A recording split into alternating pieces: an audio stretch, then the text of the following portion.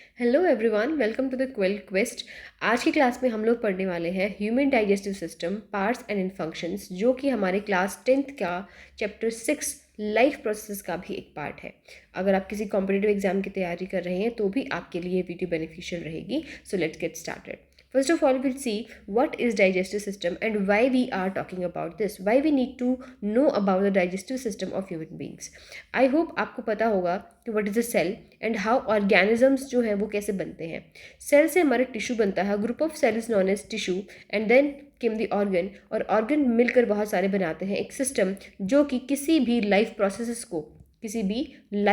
Process को करने में हमें क्या होता है, हेल्पफुल होता है। And why we need to do life processes, because survive करने के लिए हमारा जो ऑर्गेनिज्म रहेगा, कोई भी ऑर्गेनिज्म जो होता है, अगर ह्यूमन बींग्स से लगाकर अमीबा से लगाकर आप कोई भी अगर ऑर्गेनिज्म मानते हैं, तो उसको कुछ स्पेसिफिक फंक्शंस जो हैं वो करने होते हैं। एनर्जी को इनटेक करना होता है, उसे यूटिलाइज करना होता है और वेस्ट को बाहर निकालना होता है। तो आज की क्लास जो हम पढ़ने वाले हैं वह वहाँ पर हम क्या पढ़ेंगे, डाइजेस्टिव सिस्टम, मतलब कि the food which we eat, how it comes and how, किस तरीके से ये हमारे माउथ से लेकर और हमारे स्टमक तक जब जाता है तो कैसे इसका डाइजेशन होता है।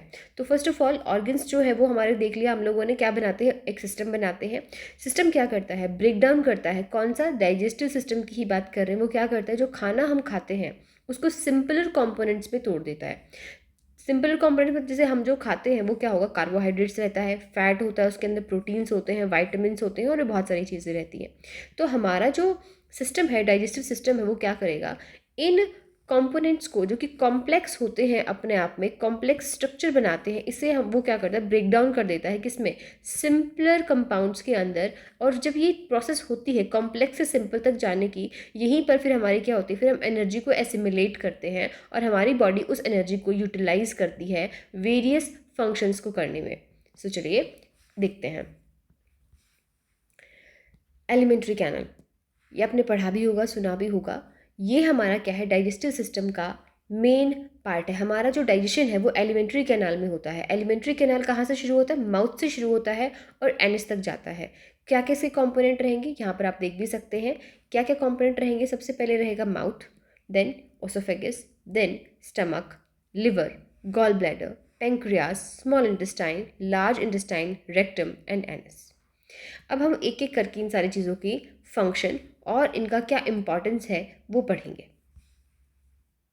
फर्स्ट ऑफ ऑल, जब हम खाना खाते हैं तो सबसे पहले हमारे दिमाग में रहता है कि क्या होता होगा उस खाने के साथ। तो सबसे पहले हम अपने मुंह में खाना डालते हैं। वहाँ पर कौन होते हैं, टिथ होते हैं, दांत होते हैं, जो कि क्या करते हैं, उन्हें क्रश करते हैं और ग्राइंड कर देते हैं और एक सिमिलर स्मॉल पार्टिकल्स के अंदर वो एक तरीके से उसे बना देते हैं। लेकिन क्या यहाँ पर सिर्फ यही काम होता है, नहीं। यहाँ पर हमारे, जैसे आप कोई भी एक खाना देखते हैं, जो आपके पसंदीदा कोई खाना अगर है तो आपके मुँह में पानी आ जाता है, ऐसा बोलते हैं ना, मुँह में पानी आ गया। लेकिन क्या वो सिर्फ पानी होता है, नहीं। वो पानी के साथ साथ बहुत सारा स्लाइवा होता है, जो हमारी स्लाइवरी ग्लैंड होती है, जो हमारी स्लाइवरी ग्लैंड होती है उससे रिलीज होता है। ओके, और उसके अंदर होते हैं बहुत सारे enzymes. What are enzymes, enzymes are the biological catalysts. What are biological catalysts, पहले कैटलिस्ट समझते हैं।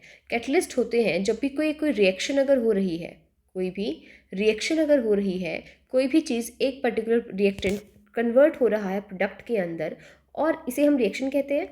तो उस रिएक्शन के रेट को, उस रिएक्शन के रेट को जो इन्फ्लुएंस करता है, क्या करता है, इन्फ्लुएंस करता है, यूजुअली जो उसे इंक्रीज कर देता है उसे हम कैटलिस्ट कहते हैं। जैसे कि मान लिया जाए कि अगर कोई रिएक्शन है जो 10 आवर्स ले रही है कंप्लीट होने में, मतलब होने में, एक्चुअली कोई भी रिएक्शन 100% नहीं होती है वैसे कंप्लीट। तो हम जब कैटलिस्ट डालेंगे तो हो सकता है ये 1 आवर वाली जो है कितने में हो जाए, 1 आवर में हो जाए, या फिर सिंपल 10 मिनट्स में हो जाए, या फिर हो सकता है कि सिर्फ 1 मिनट में हो जाए। तो मतलब ये जो काम है किसने किया, कैटलिस्ट ने किया। और बायोलॉजिकल कैटलिस्ट कौन होंगे, ये होते हैं एंजाइम्स, जो हमारी बॉडी के अंदर प्रेजेंट होते हैं, जो कि बायोलॉजिकल होते हैं, जो कि ऑर्गेनिक रहते हैं और हेल्प करते हैं हमारे वेरियस बायोलॉजिकल मेटाबॉलिज्म के अंदर। सो एंजाइम्स रहेंगे, समझ आ गया, enzymes are biological catalyst. Okay, अब स्लाइवा के अंदर कौन सा एंजाइम रहता है, स्लाइवरी अमाइलेज। कौन सा रहता है, स्लाइवरी अमाइलेज। ये क्या करेगा, ये हमारा जो स्टार्च हम लोग खाते हैं, व्हाट इज स्टार्च, आलू, आलू देखा है आप लोग सब जानते हैं, पोटैटो है। गेहूँ, गेहूँ का आटा हम लोग खाते हैं, वो क्या होता है बेसिकली, इट्स ऑल स्टार्च।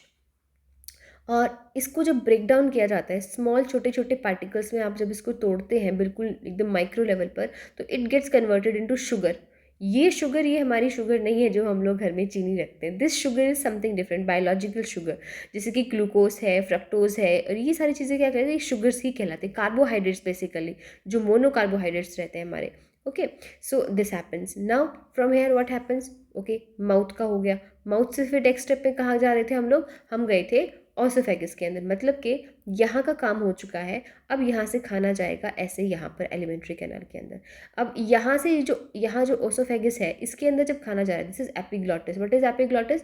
ये हमारी फूड पाइप और विंड पाइप होती है इधर यहाँ पे। तो epiglottis is a leaf like structure, जो क्या होता है जब हम खाना खाते हैं तो हमारे उसको कवर कर लेता है, सो दैट हमारा जो खाना है वो हमारी जो विंड पाइप है, जो हमारी सांस वाली जो नली है उसके अंदर ना जाए। ओके, नेक्स्ट ऑसोफेगस में ऐसा क्या होता है, तो ऑसोफेगस में होता है peristaltic movement. Peristaltic movement, which type of movement is this? This is a very, इस तरह से मूवमेंट होती है। क्या होता है इस मूवमेंट में, दिस हेल्प्स के जो खाना यहाँ से आ रहा है उसको नीचे पुश करने में हेल्प करता है ये। Okay, so this happens in the oesophagus. So what is this? Peristaltic movement. Next is mouth हो गया, टीथ हो गया, ठीक है, यहाँ से और ओसोफेगस में आ गए, पेरिस्टाल्टिक मूवमेंट हो गई। अब यहाँ से कहाँ जाएगा खाना, ऑब्वियसली बात है यहाँ से तो कहाँ जाएगा, स्टमक में। This is stomach, this part is known as stomach. तो स्टमक में क्या होता है, stomach is like a bag, bag है एक तरीके का ये छोटा सा। इसमें क्या होता है, एक्सपैंड कर जाता है जब इसके अंदर खाना आता है। और इसके अंदर क्या होता है, इसके अंदर होता है जो खाना आया वो, और उसके अलावा बहुत सारे डाइजेस्टिव जूसेस जो क्या करते हैं, हमारे खाने को डाइजेस्ट करने में हेल्प करते हैं। कौन कौन से होते हैं, ये हाइड्रोक्लोरिक एसिड जिसको आप पढ़ के आ चुके हो, HCl, ये प्रेजेंट होता है, पेप्सिन भी होता है और म्यूकस भी होता है। अब नाउ केम कि काम क्या है इसका। HCl एसिड है और आप जानते हैं it's a very strong acid, और ये हमारी यहाँ पर भी बहुत स्ट्रॉन्ग एसिड की तरह काम करेगा। तो बेसिकली ये हमारे जो आने वाला जो खाना है उसे एसिडिक मीडियम प्रोवाइड करता है। क्या करता है, एसिडिक मीडियम प्रोवाइड करता है, ताकि जो हमारा पेप्सिन है, जो पेप्सिन है वो अपना काम अच्छे से कर सके, वो अपना जो उसका फंक्शन है उसको अच्छे से परफॉर्म कर सके। और उसका फंक्शन क्या है, it break down the protein part. जो हमारे खाने में जो प्रोटीन पार्ट होता है ये उसको ब्रेक डाउन करता है छोटे छोटे पार्ट्स के अंदर। Next is mucus. म्यूकस क्या करता है, ये जो हमारा, आप देखो एसिड है प्रेजेंट, ऊपर से क्या है, स्टमक है, स्टमक की जो लाइनिंग है अगर यहाँ पर ही एसिड प्रेजेंट होगा तो डोंट यू थिंक कि हमारी पूरी इसको कोरोड कर देगा, एक तरीके से हमारी को हर्ट करेगा। तो इसको इट्स HCl से हमारी स्टमक की जो इनर लाइनिंग है उसको प्रोटेक्ट करने के लिए कौन काम आता है, म्यूकस काम आता है, और ये हमें बचा लेता है एसिडिटी। आपने सुना भी होगा कि एसिडिटी हो गई है, कई बार हम लोग ऐसे बोलते हैं। So what do you think how it happens. और क्या होते हैं एंटा एसिड्स। एंटा एसिड्स होते हैं वो हमारे कंपाउंड्स जो हम लेते हैं जब हमें एसिडिटी हो जाती है। ओके, तो हेयर इट कम, कुछ स्पेसिफिक तरह का खाना होता है, अगर हम वो खाते हैं तो ये जो हमारा एसिड्स की कंसनट्रेशन हाई हो जाती है, और अगर बहुत ज़्यादा अनकंट्रोलेबल वे में रहे तो इससे अल्सर्स भी हो जाते हैं। Okay, now from here what happens, from here you can see, ये हमारा इकलौता रास्ता है, यहाँ से जाता है। अब ये यहाँ नीचे, ये क्या है, हमारी small intestine, small intestine. Okay, यहाँ से ऐसे नीचे यहाँ जाएगा स्मॉल इंटेस्टाइन के अंदर। Okay, what is known as this, अब ये वाला जो पार्ट है इसको हम ये कहेंगे हम ड्यूडेनम। क्या है ये, ड्यूडेनम। इसी के थ्रू अब ये खाना कहाँ पर एंटर करेगा, स्मॉल इंटेस्टाइन के अंदर। और ये हमारा एक बहुत ही इंपॉर्टेंट क्वेश्चन बन जाता है कि स्मॉल इंटेस्टाइन में ही क्या होता है, complete digestion of the food take place. तो वो the question can be asked as के खाने का कंप्लीट डाइजेशन कहाँ होता है, पूरे डाइजेस्टिव सिस्टम की जब हम बात करें तो we can say the answer will be small intestine. Next is, अब देखिए स्टमक तो यहाँ पर है, इसके अलावा हमारा लिवर भी है, हमारा पेंक्रियाज भी है, और हमारा क्या रहेगा, गॉल ब्लैडर भी है। तो इनका क्या काम होगा, देखिए यहाँ पे लिवर क्या करता है, एक तरीके का खास जूस प्रोवाइड करता है, प्रोड्यूस करता है, जिसे हम बाइल जूस कहते हैं, जो कि फैट को ब्रेक डाउन करता है स्पेसिफिकली, ताकि जो एंजाइम्स हैं हमारे उसके ऊपर अच्छे से काम कर सके। क्योंकि जो फैट होता है वो ग्लोबुलर होता है, वो मोटा होता है, काफ़ी बड़ा होता है, और उस पर डायरेक्टली एंजाइम्स को वर्क करना थोड़ा सा दिक्कत में आती है। इसीलिए हमारा बाइल जूस जो है उसके काम को थोड़ा सा आसान कर देता है। और इस फैट को जब यहाँ से आगे जब इस पर वर्क होगा, इसको हम इमल्सिफाइड फैट कहेंगे। गॉल ब्लैडर क्या करेगा, जो बाइल जूस इसने प्रोड्यूस किया है ये उसको स्टोर करने का काम करता है, याद रखिएगा। पेंक्रियाज क्या है, पेंक्रियाटिक जूस प्रोड्यूस करता है। क्यों प्रोड्यूस करता है, देखिए अब जो खाना यहाँ स्टमक से आ रहा था वो HCl से भरा हुआ था, HCl से होते हुए जो वो आएगा, और यहाँ पर वहाँ तो म्यूकस था, यहाँ तो कोई नहीं है, तो अब क्या करना पड़ेगा, हमें इसको न्यूट्रलाइज़ करना पड़ेगा। और न्यूट्रलाइज़ करने के लिए क्या चाहिए, एसिड को न्यूट्रलाइज़ करने के लिए बेस चाहिए, बेस चाहिए ना। तो अल्कलाइन मीडियम, बेसिक मीडियम मतलब कि कौन प्रोवाइड करेगा, पेंक्रियाज से आने वाला पेंक्रियाटिक जूस करेगा। इसमें क्या क्या होता है, इसमें ट्रिप्सिन होता है और लाइपेज होता है। ट्रिप्सिन क्या करेगा, प्रोटीन को डाइजेस्ट करने का काम करेगा, और लाइपेज जो है वो ब्रेक डाउन करेगा किसको, जो इमल्सिफाइड फैट, जो यहाँ से जो फैट इमल्सिफिकेशन जिसकी हो गई थी वो जब यहाँ पर आएगा तो ये उस पर वर्क करेगा। नेक्स्ट इज व्हाट हैपन्स, अब ये तीनों ने अपना काम कर लिया, अब हम पहुंच गए सीधा स्मॉल इंटेस्टाइन के अंदर। स्मॉल इंटेस्टाइन के अंदर भी बहुत सारी ग्लैंड्स होती हैं जो कि बहुत इंटेस्टाइनल जूस जो है वो प्रोड्यूस करती हैं। और वो उसमें क्या प्रेजेंट होता है, उसके अंदर प्रेजेंट होती हैं बहुत सारा, जो कि प्रोटीन्स को कन्वर्ट कर देगा अमीनो एसिड्स में। आप लोग देखेंगे कि अमीनो एसिड्स क्या है, एक तरीके से मोनोमर की तरह एक्ट करते हैं, और जब ये अपने आप में रिपीट करते हैं बहुत सारे अमीनो एसिड से रिपीट होते हैं, तब जाके हमारे क्या बनते हैं, हमारा प्रोटीन बनता है। Okay, a protein chain. तो प्रोटीन्स को किस में ब्रेक डाउन करेंगे, वो अमीनो एसिड्स में, फैट्स को फैटी एसिड्स में और ग्लिसरॉल के अंदर, और कार्बोहाइड्रेट्स को ग्लूकोज के अंदर, क्योंकि ग्लूकोज जो है कार्बोहाइड्रेट की सबसे छोटी और सबसे बेसिक यूनिट मानी जाती है और होती भी है। नेक्स्ट इज, अब जो डाइजेस्टेड फूड हमारा स्मॉल इंटेस्टाइन में आ चुका है, अब यहाँ पर ये पूरी तरीके से क्या हो जाएगा, is taken up by the intestine of walls of the intestine. जो स्मॉल इंटेस्टाइन्स की जो वॉल्स हैं वो उसको पूरी तरह से एब्जॉर्ब कर लेंगी। यहाँ पर मैक्सिमम एब्जॉर्प्शन जो है वो टेक प्लेस होता है। इनर लाइनिंग जो हमारी स्मॉल इंटेस्टाइन की होती है वहाँ पर फिंगर लाइक प्रोजेक्शंस होते हैं। इस 3 वर्ड्स को याद रखिएगा, क्योंकि ये वर्ड डायरेक्टली आपसे से पूछते हैं, और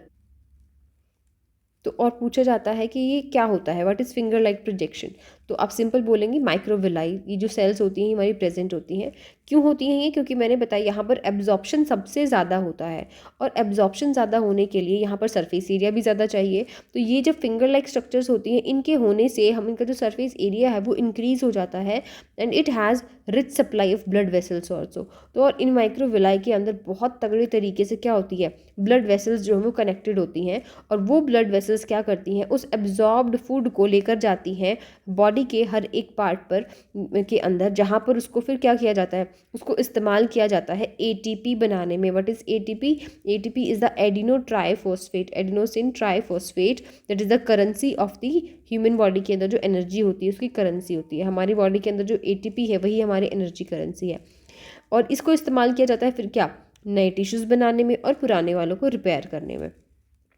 ओके, लेकिन अब कुछ फूड ऐसा भी रहा होगा जो अनएब्जॉर्ब बच गया, उसका क्या करेंगे, वो हमारा लार्ज इंटेस्टाइन में पास ऑन हो जाएगा। वहाँ पर थोड़ी सी और कुछ विलाई प्रेजेंट होंगी जो क्या करेंगी, हमारे वाटर को एब्जॉर्ब करेंगी उसके अंदर से, और फिर जो मटेरियल बच जाता है उसको रिमूव कर दिया जाता है, कहाँ, बॉडी से बाहर की तरफ, बाहर का रास्ता दिखा दिया।